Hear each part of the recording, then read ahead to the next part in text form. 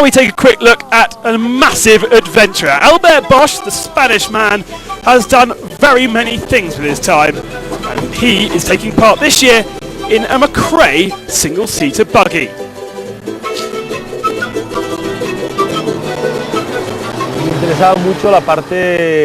He says, I was always interested in adventures, to come back to origins, because in the last editions of the Dakar, I was only thinking about engines, more power, running faster. I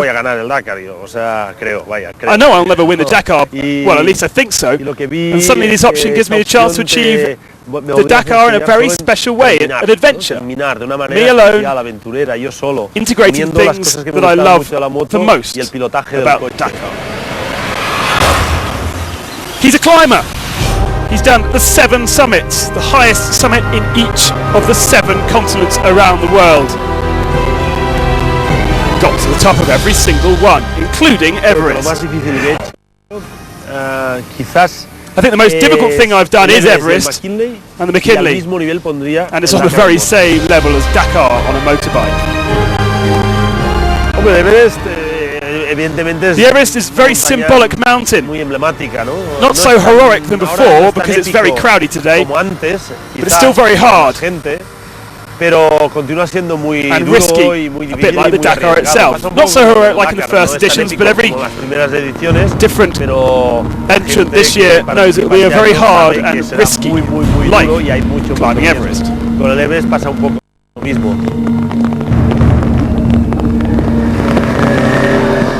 Both are very similar. You have to look for the right team, very reliable, and sometimes these are people that you've just met, and during the long days of your success and even your life are depending on them. In the Everest I saw it very clear.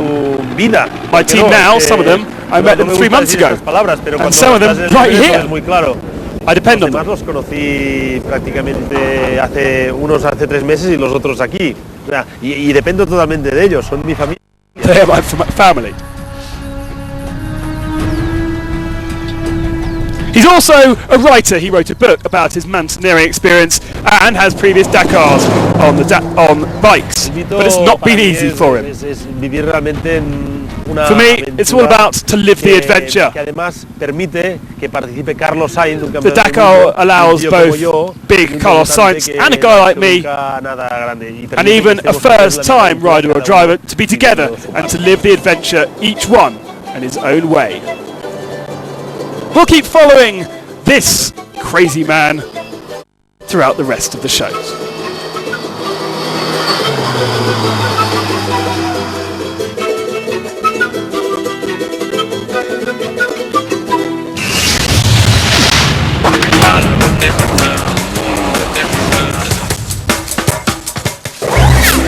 Even little Dakar machines look dwarfed under the Atlas Mountains.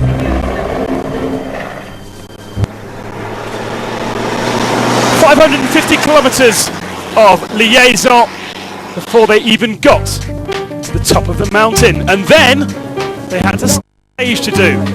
Even up there though, there were still fans aplenty trying to get a shot of their heroes. And a tear trying to get a kiss here.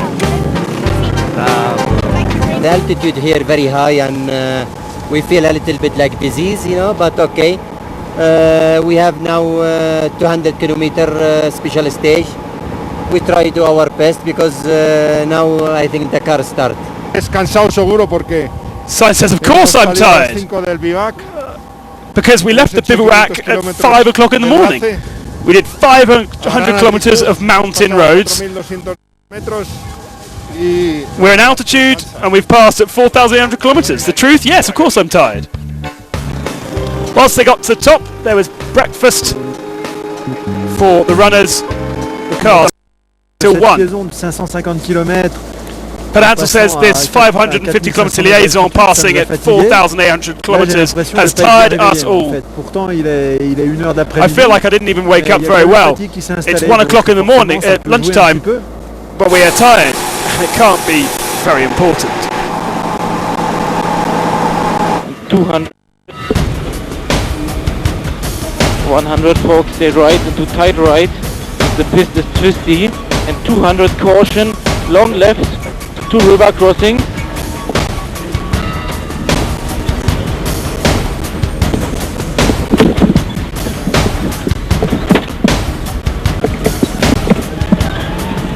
Turn left, at the front of the mountain it turns right. Goes to a waypoint,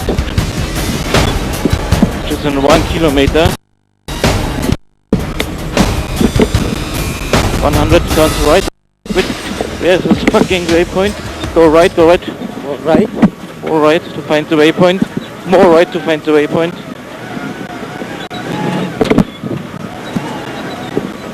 Okay.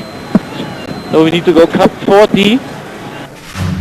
As you can see, finding waypoints in the Dakar 2011 edition particularly tricky. They don't appear until 800 metres before you're anywhere near them. Nasser Al-Attiyah then, winner of the stage yesterday, felt he should have won by 2 minutes rather than just 25 seconds, still struggling with power issues that he thought was caused by rain.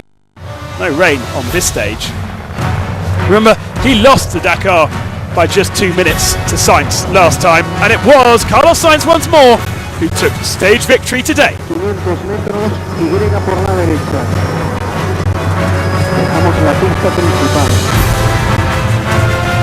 50 seconds separated Sainz from Al-Attiyah, although Al-Attiyah was in control in the early stages. Mark Miller also showing up high on the result standings throughout the stage. It was definitely a Volkswagen day. On board with Stefan Pederhansel. Sur 2 km. Piste sinueuse. Et 100 mètres après, on a un gauche tiré devant une grosse borne. 100 mètres gauche devant maison. Ça se fait ça. Gauche tiré. Et 300 mètres à droite sur une petite piste. On partira à droite. Là. Direction Carablancas. Là. Ça, attention. C'est ça. Carablancas. Carablancas. C'est là, ouais. C'est sûr que c'était pas ici qu'il fallait quitter la grande piste. Là, t'étais calé. Non, mais maintenant, on cherche pas à comprendre. Non, on cherche pas à comprendre. J'ai le temps. 300 mètres. Gauche dans G2 avec ornière à droite. Les grosses ornières sur la droite, serré à gauche. 150 mètres. 100 mètres. Serre à gauche. Serre à gauche. As you can see, plenty of discussion going inside the cockpit. It's not a case of the co-drivers just giving advice. Pederhansel also helping out. He finished the stage today third. Some 1 minute and 25 seconds step back. The damage to his door doesn't look like more than just a faulty sill. No damage to the rest of the car. Certainly would have been distracting though, with sand coming in and fogging the view. What about this man, Christoph Holovitz?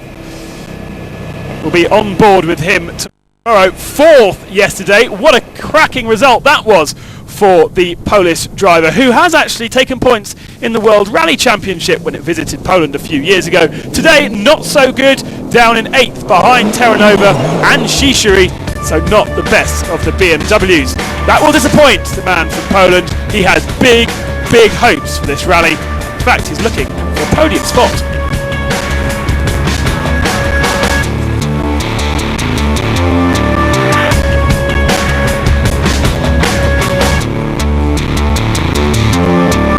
De Villiers again started to find his feet in the Volkswagen, lost some time in the second half of yesterday's stage, which mystified him, and that's where he dropped to 5th on the stage. Today though, back to 4th, but some 2.5 minutes back from Carlos Sainz's pace. Remember, he won the Dakar in 2009.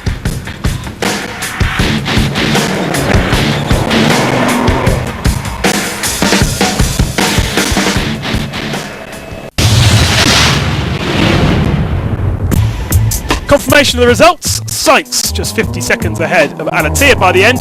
Pederhansel, that's another minute and 20 down. Then De Villiers, Mark Miller continuing his comeback. And the overall ranking, nearly 5 minutes between Sainz and Al-Attiyah now. Pederhansel over 5 minutes behind, and then a big gap to De Villiers and Holovitz. Actually, it's not easy, you know, when you open the road, but okay, I think we make it really good time. I think Carlos is faster from us, I don't know, 30 or 50 seconds. But really, we did good job. Team, we did good job. because I enjoy a lot today. You know, I think tomorrow it will be much better for us because we start second car behind Carlos, and at least we can attack because tomorrow will be real stage. Sí, un poco más de navegación, un poco más de... There was more navigating today and more off-road. Pero creo But que tomorrow is where everything starts for serious. Cosas serias. Ouais, ça aurait pu être bien parce qu'on était. I suppose it could have been better. We were leading at some of the CPs, but we had a puncture, so we lost 2 to 3 minutes. And that is the case of missing the stage. We were good at navigating, we had a good in the altitude, but despite the puncture, we saw the performance in altitude, and that will help us in the coming days. Donc voilà, malgré ce petit problème de crevaison, c'est encore pas catastrophique, et ça nous a montré que la voiture marchait bien en altitude, ça c'est pas mal.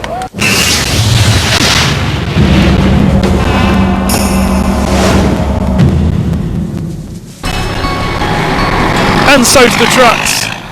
And the story really today is with the deep sand. Not only are they getting stuck, but they're also helping out some of more amateur competitors.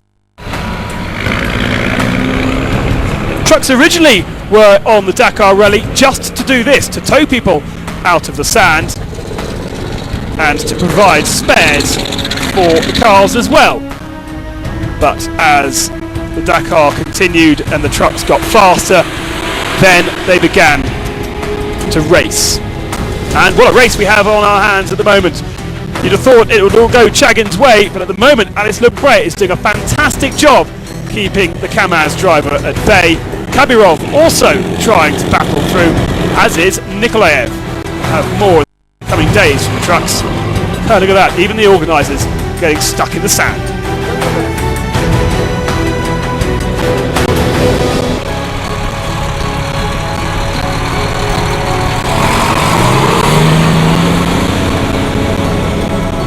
Now the TV truck's out, he can come and bring us some more pictures of the truck race.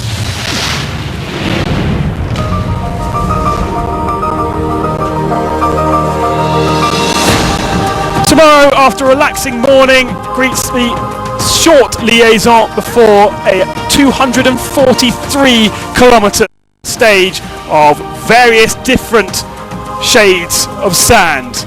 There will be a bit of greenery as well, and it'll end in a bivouac at the bottom of a 2.3 kilometre dune. It'll be a bit spectacular stuff. See you then.